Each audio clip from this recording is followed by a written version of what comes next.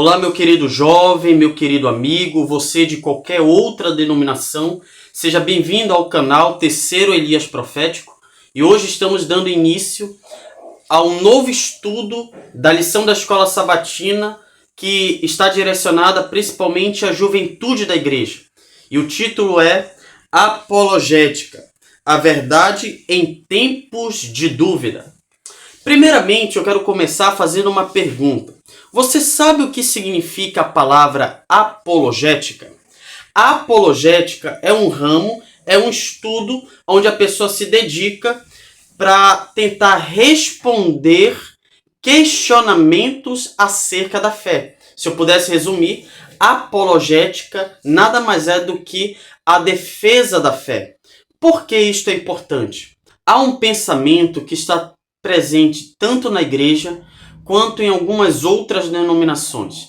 E este pensamento diz o seguinte, que Deus não precisa de advogados, ele precisa de testemunhas. É óbvio que Cristo nos chamou para sermos suas testemunhas nos quatro cantos desta terra. Mas tratando acerca do Evangelho, nós precisamos defendê-lo. Não é à toa que eu quero utilizar um texto que nos serve de base para a nossa compreensão acerca disso.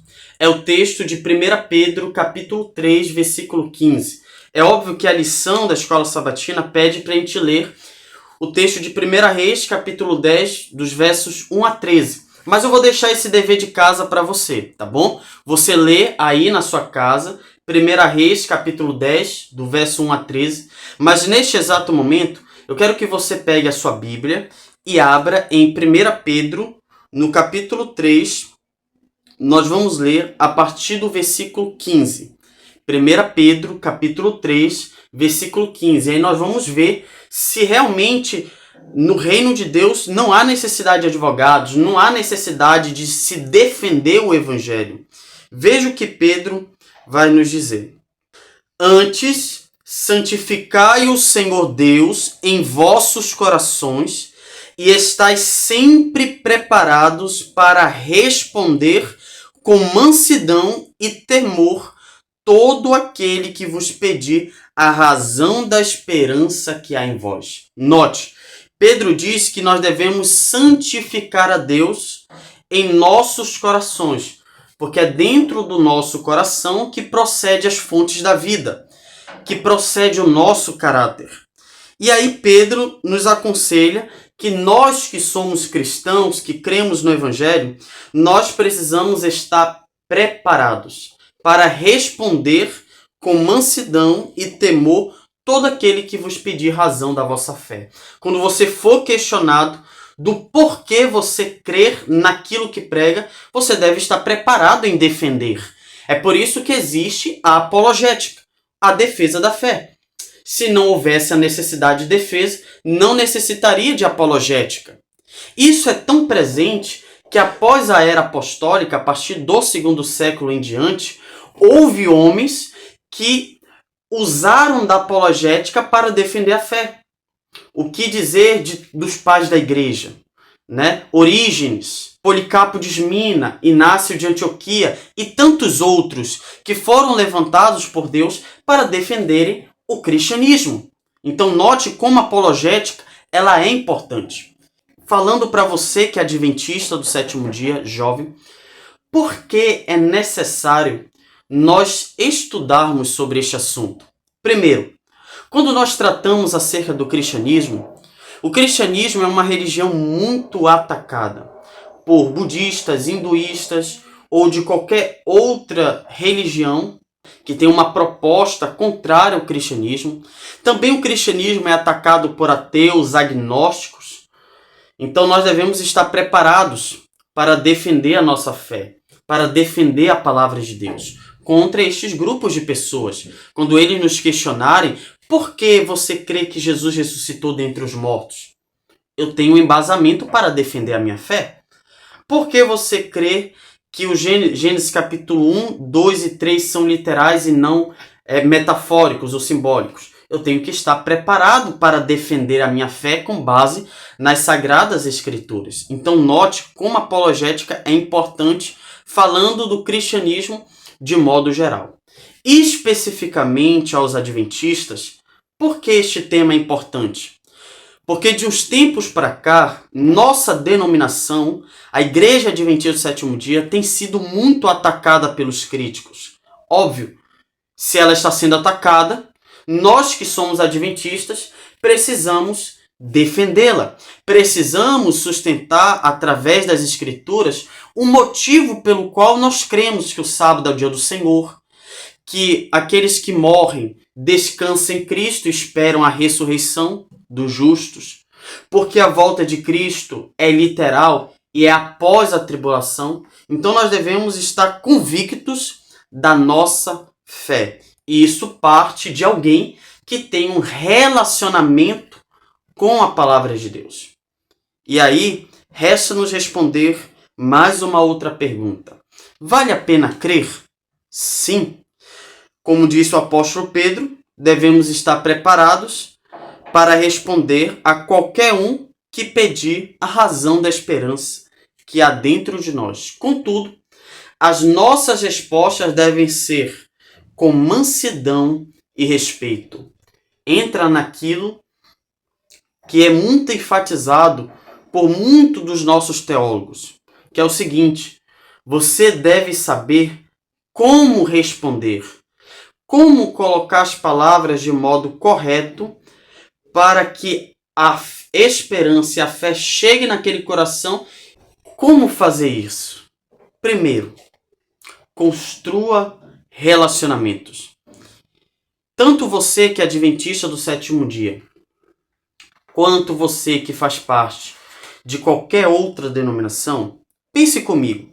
Cristo nos pediu para que fôssemos o sal da terra e a luz do mundo, ou monges dentro de um mosteiro. Jesus nos pediu para sermos sal e luz. Logo, Cristo não nos chamou para estarmos presos em um lugar, mas que venhamos nos relacionar com as pessoas. É óbvio que muitas vezes tem pessoas que utilizam aqueles textos de Salmos que dizem assim, bem-aventurado aquele que não anda no conselho dos ímpios, não se assenta na roda dos escarnecedores e não anda nos caminhos daqueles que pervertem, o que é justo. Agora, óbvio, analise o contexto. O que é se assentar na roda dos escarnecedores? É você ser como eles. O que é andar nos caminhos dos ímpios? É você seguir tudo aquilo que lhe é passado sem nenhum filtro. Mas quando nós tratamos acerca do Evangelho, nós precisamos nos relacionar com ateus, com agnósticos, com gnósticos e com tantos outros que têm vertentes diferentes da gente. É óbvio que você não vai compactuar com os ensinamentos deles, mas você pode ser uma luz aonde você pode levar o Evangelho a estas pessoas. Então, só uma forma de você responder perguntas difíceis, ou só uma forma de você levar o Evangelho a essas pessoas, por meio de relacionamentos saudáveis. Também respeitar a opinião do outro. Este respeito não quer dizer aceitação e aplauso. É você dizer, olha, eu discordo, você saber diferenciar entre o pensamento e a pessoa. Isto é o que a Bíblia nos orienta. Também, você precisa alcançar tanto a mente quanto o coração. Note, a lição traz o exemplo aqui de Salomão, juntamente com a rainha de Sabá. A rainha de Sabá não foi apenas conquistada pelo intelecto, mas também ela sentiu algo no coração de Salomão, algo diferente, algo que lhe cativou. Muitas vezes nós queremos ser muito racionais, é porque isso, etc.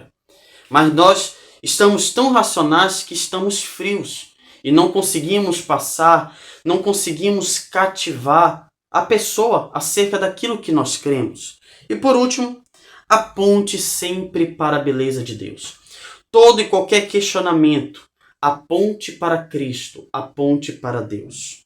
E é óbvio, todo aquele que pedir a razão da esperança que há em nós, você precisa quando uma pessoa lhe fizer algum questionamento, você precisa entender o questionamento e você tem que responder aquele questionamento, porque muitas vezes a pessoa faz uma pergunta e espera uma resposta objetiva. E aí a pessoa vai ali rodeando e não responde a pergunta. Então, entenda a pergunta da pessoa e trabalhe em cima daquela pergunta.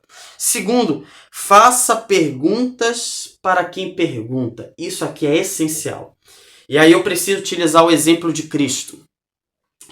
Quando o fariseu chegou diante de Jesus com o intuito de indagá-lo, de pegar em alguma palavra, o fariseu faz a seguinte pergunta: Mestre, o que devo eu fazer para herdar a vida eterna? Qual foi a resposta do Senhor Jesus? O que está escrito na lei? Ou seja, Jesus não respondia de cara, ele lançava perguntas. Por quê? Porque pergunta leva uma pessoa à reflexão. Terceiro, enfatize as verdades centrais da Bíblia. Você não está para encher linguiça de uma pessoa. Você não está ali com o intuito de apenas bater um papo, não. Qualquer pessoa que venha questioná-lo, você deve levá-lo diretamente para as páginas sagradas. Porque a Bíblia é a nossa única regra de fé, doutrina e prática. E para aqueles que estão empenhados em defender a verdade, como eu e você, tanto você que é adventista, quanto você que é assembleano, presbiteriano, batista ou de qualquer outro ramo religioso, denominacional cristão, sempre quando você for responder, responda com amor. Como eu disse, Pedro vai orientar a igreja que as nossas respostas devem ser brandas, com mansidão e com temor. O amor é o meio pelo qual nós podemos alcançar qualquer ser humano. Essa é a defesa mais poderosa da fé cristã. Não é à toa que lá em João, lá no capítulo 13, o próprio Cristo diz: Nisto conhecerão que sois meus discípulos, se vocês tiverem amor uns para com os outros. O amor é a marca daquele que se diz servo de Jesus. É a única marca pela qual nós seremos conhecidos pelos incrédulos. Então valorize a palavra de Deus, estude a Bíblia e faça dela a sua única regra de fé, doutrina e prática. Avalie cada pensamento e aprenda ali utilizar aquele pensamento para alcançar os corações de cada seres humanos. Vamos orar? Senhor Deus e Pai, ajuda-nos a defender a Tua verdade e unicamente ela. Que possamos viver para a Tua glória. E Senhor, que por meio do amor, o Teu Evangelho possa alcançar o coração de qualquer um, Senhor, que venha ter contato conosco. Em nome de Jesus. Amém e amém. Que Deus te abençoe, meu jovem. E durante este trimestre, nós vamos estudar temas fundamentais. Eu quero lê-los rapidinho aqui. Durante essa semana, estudamos sobre o tema Vale a pena crer?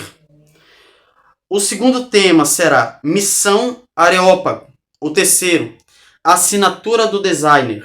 Quarto, Por que existe o mal? Quinto, Jesus e o hinduísmo. Sexto, Jesus e o budismo. Sétimo, Jesus e o islamismo. Oitavo, por que Cristo é diferente? Nono, evidências da ressurreição. Décimo, a Bíblia é mesmo confiável? 11º, um inferno que Deus não criou. 12º, seitas apocalípticas. E 13º tema, esperança para não cristãos. Então, eu espero você no próximo estudo deste trimestre sensacional. Apologética, a verdade em tempos de dúvidas.